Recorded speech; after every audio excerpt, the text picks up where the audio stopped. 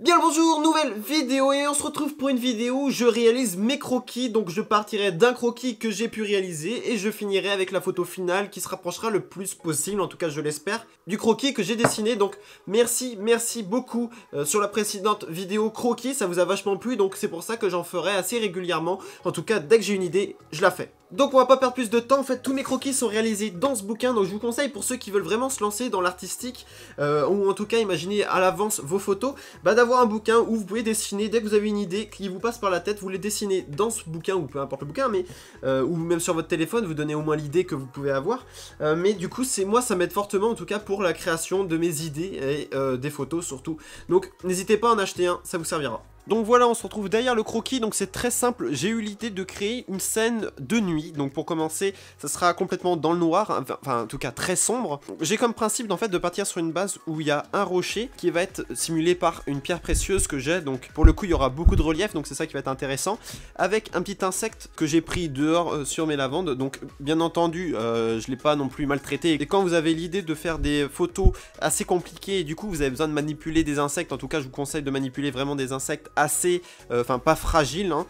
Clairement n'allez pas manipuler des montres religieuses, des choses comme ça, mais pourquoi pas par exemple des coccinelles, des fourmis, tout ça c'est des insectes que je m'autorise de prendre. Donc l'insecte se situera pile ici, donc sa vue sera dirigée vers l'horizon, donc c'est ça qui va être intéressant, et le plus important c'est l'étoile filante, c'est ça qui va donner le sens à l'image. En fait elle va traverser toute l'image de gauche à droite, et du coup ça va faire avec un filet, et du coup cette étoile filante je le ferai avec du light painting. Donc c'est une technique qui est très facile à mettre en place, c'est tout simplement de se plonger totalement dans le noir et ensuite avec une lumière éclairer une zone, et du coup en fait cette zone que vous avez éclairée va rester apparente et à côté ça sera totalement noir, donc ça sera très pratique pour faire une double exposition, parce que oui on va utiliser une double exposition. Donc pour la première photo ça sera l'insecte seul avec la pierre, et la deuxième photo, la deuxième exposition ça sera l'étoile filante seule.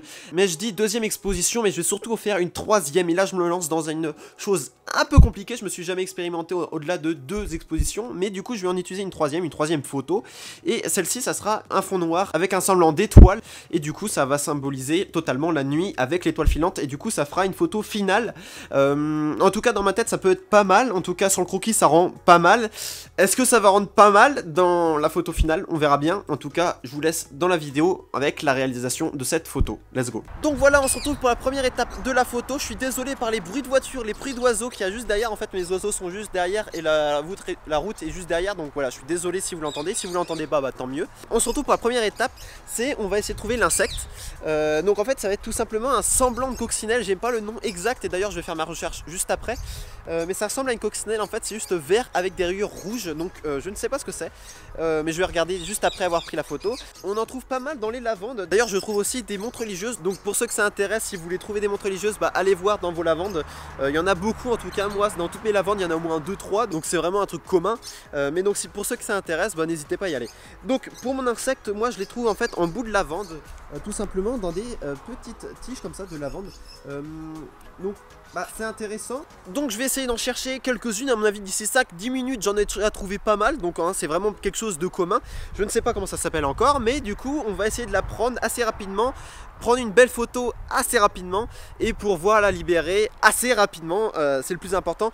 Ne surtout pas la déranger plus que ça, malgré que ce soit une espèce. Des fois les insectes on a tendance un petit peu à les martyriser, alors que bah, des fois des mammifères on est oulala attention. Faire attention à tout, hein, c'est grâce aux insectes qu'on a des oiseaux et ainsi de suite, donc faites attention à la nature.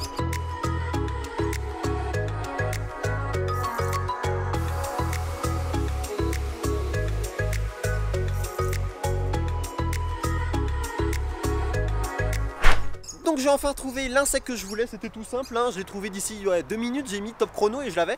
Donc c'est très simple, il est juste là, je vais le prendre et ensuite le mettre dans ma chambre pour avoir là où j'ai mis mon fond noir, et enfin pouvoir le prendre en photo, donc let's go.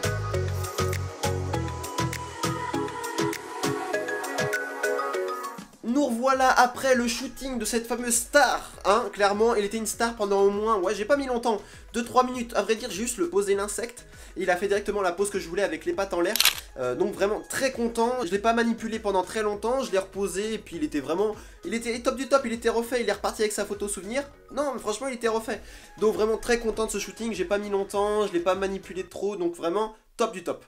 Maintenant, on va aller faire la photo avec le light painting, donc la photo que je vais exposer sur celle de l'insecte.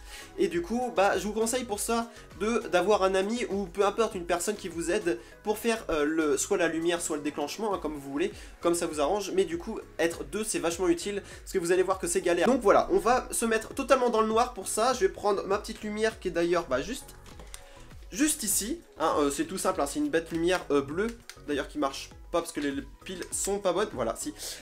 Donc, c'est une bête lumière bleue, hein, très simple, mais du coup, c'est ce qui va me permettre de faire justement l'étoile filante, hein, je vous rappelle, et ça va rendre un truc hyper beau, en tout cas, je l'espère. Parfait. Plus loin on va pas. Voilà. Nickel, c'est dans la poche. Donc on se retrouve après le light painting que j'ai fait avec mon ami. D'ailleurs je vous conseille vraiment d'être à deux et c'est quasi une obligation, hein, parce que c'est vraiment très compliqué. Seul, vous allez être... C'est une galère pas possible, hein. Vous voyez à peu près les photos de famille où il y en a un qui est obligé de déclencher et qui est obligé de courir pour arriver devant. Ça va être pareil. En fait seul c'est pas possible, c'est impossible. À part si c'est des trucs simples, mais croyez-moi, juste un trait, hein. C'était une courbe, hein. C'était l'étoile filante, hein. C'était la galère. Donc soyez à deux, ça coûte rien à l'autre personne, hein, clairement, et ça met pas longtemps quand vous êtes à deux, voilà, c'est assez rapide, mais je vous conseille vraiment d'être à deux parce que seul c'est impossible. Donc voilà, j'ai fait l'étoile filante, enfin on a fait l'étoile filante, c'était plutôt cool. Donc on s'est entraîné sur d'autres trucs, hein. Peut-être d'autres photos vont arriver bientôt, hein. On ne sait pas, mais on s'est entraîné et ça rend vraiment très joli en fait. Le light painting, je pense que je vais sans doute d'autres photos avec, donc vraiment technique à garder en coin de la tête, c'est vraiment très intéressant.